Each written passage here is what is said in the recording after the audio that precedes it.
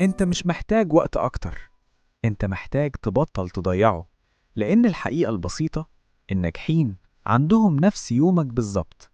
تخيل ان في ساعة قدامك بتعد تنازلي، مش بتعد لقدام، بتعد لورا.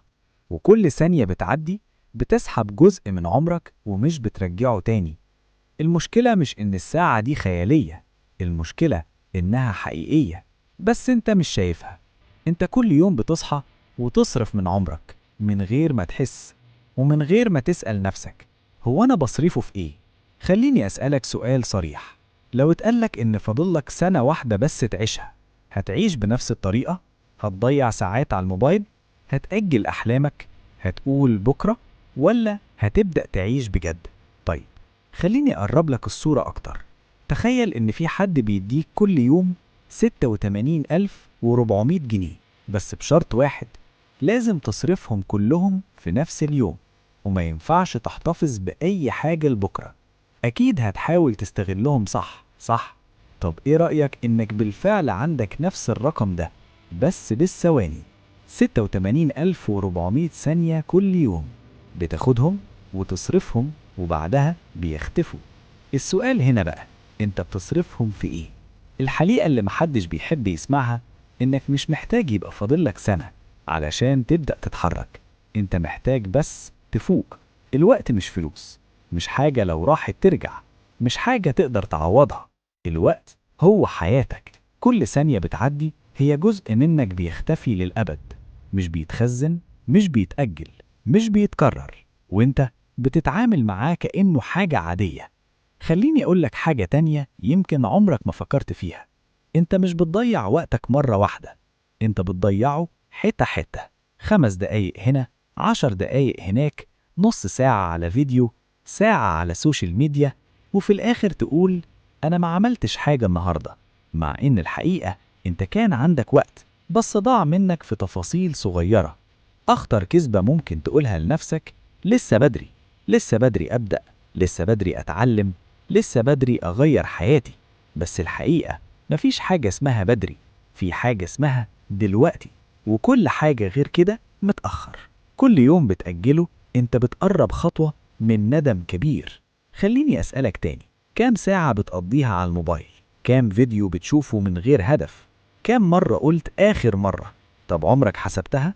لو بتقضي 3 ساعات يوميا على السوشيال ميديا، ده حوالي 90 ساعة في الشهر، أكتر من 1000 ساعة في السنة. 1000 ساعة! تخيل كنت ممكن تتعلم فيهم إيه، أو تبني فيهم إيه. المشكلة مش إنك بتضيع وقت، المشكلة إنك بقيت مرتاح في تضييعه، وبقى عادة، والعادة هي اللي بتبني مستقبلك. خليني أقولك سر صغير: الناس الناجحة مش دايما عندها دافع، بس عندها التزام. بتشتغل حتى وهي مش حابة، بتكمل حتى وهي تعبانة، لأنها فاهمة إن كل يوم بيعدي مش بيرجع. يوم ورا يوم نفس الروتين: تصحى، تمسك الموبايل، تضيع وقت، تقول بكرة هبدأ، وتنام، وتعيد نفس اليوم تاني، لحد ما في يوم تكتشف إنك كبرت بس حياتك ما اتغيرتش. وهنا بتيجي الصدمة الحقيقية، إن الوقت مش بس بيعدي، ده بيحاسبك. كل يوم ضاع هتدفع تمنه بعدين، في فرص ضاعت، في مهارات ما تعلمتهاش، في حياة كنت ممكن تعيشها وما عشتهاش. وفي نفس الوقت في حد تاني نفس سنك تقريبا، بس قرر يعمل حاجة بسيطة كل يوم. ساعة واحدة بس، ساعة يتعلم فيها، ساعة يشتغل على نفسه، ساعة يقرب فيها من حلمه، حتى لو ببطء، حتى لو مفيش نتائج سريعة. كمل. بعد سنة بقى شخص تاني، بعد 3 سنين بقى في مكان انت نفسك توصله. الفرق مش الحظ، مش الذكاء، الفرق الاستمرارية، الفرق الوقت. خليني أقولك حاجة مهمة جدا: انت مش محتاج تغير حياتك كلها مرة واحدة، انت محتاج بس تتحكم في يومك، لأن يومك هو حياتك في صورة مصغرة. لو يومك ضايع، حياتك كلها هتضيع، ولو يومك منظم، حياتك كلها هتتغير. ابدأ بحاجة بسيطة، حدد 1 أو 2 حاجة مهمة تعملهم كل يوم، حتى لو صغيرين، واعملهم مهما حصل. ومع الوقت هتلاقي نفسك بتتغير من غير ما تحس. الفرص بتعدي عليك كل يوم، بس انت مش شايفها. ليه؟ لأنك مش مستعد. الفرصة مش بتيجي للناس اللي مستنية، بتيجي للناس اللي مستعدة. وانت طول ما بتضيع وقتك هتفضل دايما مش مستعد. خليني أقولك حاجة يمكن تضايقك. انت مش فاضي، انت بس بتدي وقتك لحاجات ملهاش قيمة. كلنا عندنا نفس ال24 ساعة، بس الفرق مين بيستغلهم صح. كل مرة تختار الراحة بدل ما تتحرك انت مش بترتاح، انت بتأجل حياتك. الراحة الكتير بتسرق عمرك من غير ما تحس. بس خليني أكون واقعي معاك، مش مطلوب منك تبقى مثالي، مش مطلوب تشتغل 24 ساعة ولا تبطل ترفيه.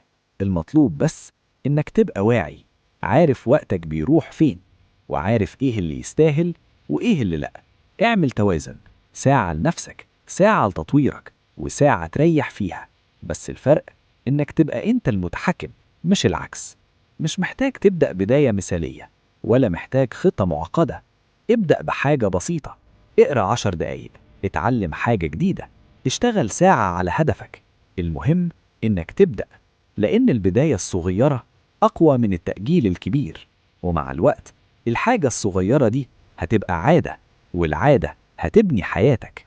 اسأل نفسك كل يوم، أنا النهاردة استثمرت وقتي ولا ضيعته؟ السؤال بسيط، بس إجابته هي اللي بتحدد مستقبلك كله. وفي يوم من الأيام هتبص وراك وهتسأل نفسك أنا عملت إيه في وقتي؟ يا إما هتكون فخور يا إما هتكون ندمان.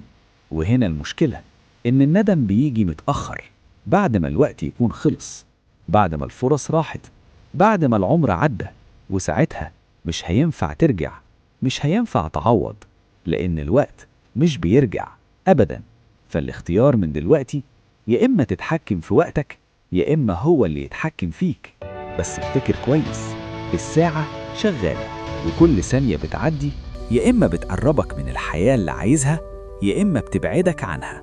ودلوقتي هي اللحظة الوحيدة اللي تقدر تغير فيها كل حاجة.